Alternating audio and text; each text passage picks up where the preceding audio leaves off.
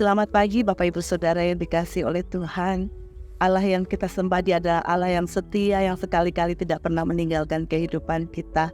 Bersyukur pagi hari ini sebelum kita memasuki hari yang baru, bersama kita akan merenungkan kebenaran firman Allah pagi hari ini, yang saya berikan judul Yesus Pokok Anggur yang Benar.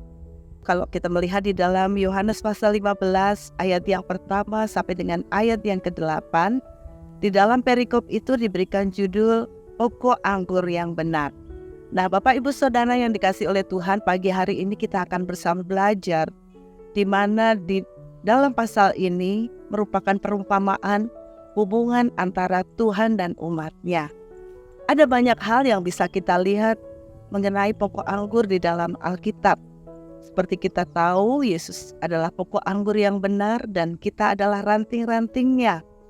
Pagi hari ini kita akan melihat yang pertama, yaitu kita sebagai ranting atau cara, kita perlu bergantung kepada Tuhan Yesus Kristus sebagai pokok anggur yang benar.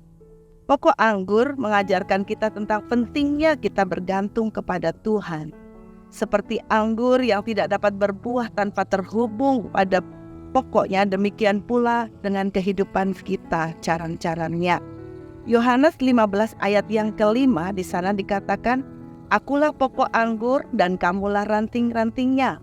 Barang siapa tinggal di dalam aku dan aku di dalam dia, ia berbuah banyak.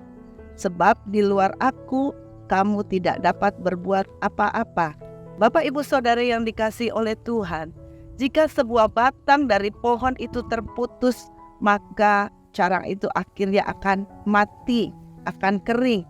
Sama halnya dengan kehidupan kita dengan Tuhan. Di luar Tuhan kita tidak bisa berbuat apa-apa. Firman Tuhan mengatakan, terkutuklah orang yang mengandalkan kekuatannya, tetapi diberkatilah orang yang mengandalkan Tuhan. Biarlah hidup kita mau tetap selalu terhubung dengan Tuhan. Karena ketika kita melekat dengan Tuhan, maka kita akan banyak mengeluarkan buah. Bapak Ibu Saudara, mungkin di antara kita sehari pernah yang rasanya gak berdoa, gak baca Alkitab. Pasti rasanya hidup kita ada sesuatu yang kurang, rasanya tidak ada sejahtera dalam hidup kita. Biarlah pagi hari ini mengajar kepada setiap kita untuk kita hidup tetap dekat melekat kepada Tuhan. Kita mau senantiasa bergantung kepada Tuhan untuk kita lebih intim lagi dengan Tuhan. Yang kedua, kalau kita melihat tentang pohon anggur ini butuh yang namanya pemangkasan. Untuk supaya apa? Untuk bisa bertumbuh dan berbuah. Di dalam pertumbuhan pokok anggur, pemangkasan itu merupakan hal yang sangat penting. Demikian juga dengan kehidupan kita. Secara hidup kita ada hal-hal yang harus dipangkas. Ada hal-hal yang harus dibersihkan dalam hidup kita. Mungkin banyak kali kita bertanya, apa yang perlu kita pangkas dalam hidup kita? Seringkali ada dosa, ada kesalahan yang kita perbuat. Maka hidup kita perlu yang namanya dipangkas untuk hidup kita makin produktif di dalam Tuhan. Yohanes 15 ayatnya yang kedua di sana dikatakan, "Setiap ranting padaku yang tidak berbuah dipotongnya, dan setiap ranting yang berbuah dibersihkannya, supaya ia lebih banyak berbuah." Dalam hidup kita ada hal-hal yang harus dibersihkan.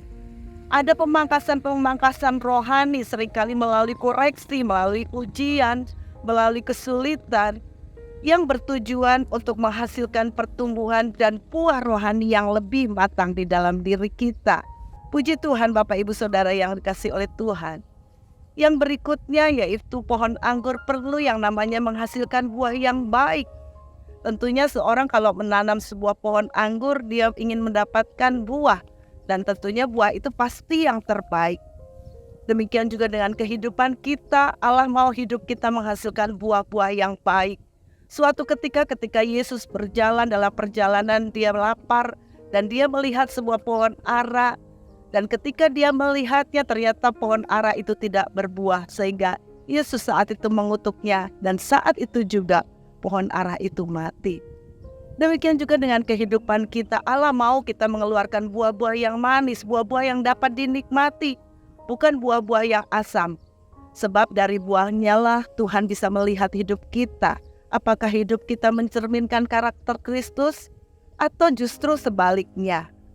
Kalau kita tahu ketika kita melekat hidup dekat dengan Tuhan, dan taat melakukan setiap firman-Nya dalam hidup kita, maka akan ada buah-buah roh yang keluar dari hidup kita. Kita bisa baca di dalam Galatia 5 ayat 22-23. Ada 9 buah roh yang dapat kita keluarkan dalam hidup kita, sehingga orang-orang siapapun yang bertemu dengan kita, orang-orang sekeliling kita, dapat menikmati buah-buah roh itu di dalam hidup kita.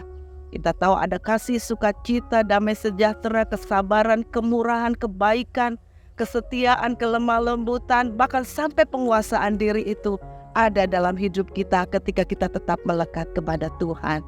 Dan yang berikutnya, kalau kita belajar tentang pohon anggur, ada hubungan yang intim antara pohon dan ranting. Demikian juga, biarlah kita tetap ada persekutuan yang indah dengan Tuhan. Tetapi bukan dengan Tuhan saja, ada persekutuan antara kita dan sesama kita. Biarlah hidup kita mau menjadi berkat di tengah-tengah lingkungan dimanapun kita berada. Puji Tuhan Bapak Ibu Saudara. Biarlah pagi hari ini firman Tuhan ini menjadi kekuatan dalam hidup kita untuk tetap kita melekat kepada Tuhan, sehingga kita bisa menghasilkan buah-buah yang baik untuk bisa dinikmati orang-orang di sekitar kita. Puji Tuhan, sehingga kita percaya melalui kehidupan kita, nama Tuhan dipuji dan dipermuliakan. Amin. Mari sama kita berdoa. Terima kasih Bapa di surga, kami bersyukur pagi hari ini firman-Mu boleh mengingatkan kepada setiap kami, Tuhan, Kaulah pokok anggur yang benar, dan kamilah ranting-rantingnya. Biarlah setiap kehidupan kami mau tetap melekat, Tuhan, kepada Engkau, karena di luar Engkau kami tidak bisa berbuat apa-apa. Bahkan kehidupan kami ada kalanya harus dibersihkan melalui firman dan Roh Kudus.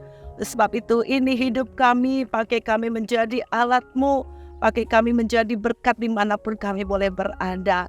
Terima kasih Tuhan, meteraikan firman-Mu dalam setiap kehidupan kami. Mampukan kami untuk kami dapat menjadi pelaku-pelaku firman-Mu. Memberkati setiap umat-umat-Mu dimanapun mereka berada, Tuhan. Engkau melawat kehidupan mereka. Yang sakit Tuhan jamah, berikan kesembuhan. Yang lemah Tuhan kuatkan. Yang susah Tuhan berikan penghiburan. Berkati juga bangsa dan negara kami. Pemerintahan yang baru saja terpilih, Tuhan berikan hikmat roh takut akan Engkau, sehingga dapat mengemban setiap tugas dan kewajiban mereka dengan baik, dan semua itu seturut dengan kehendak Tuhan. Memberkati kota kami juga kota Temanggung.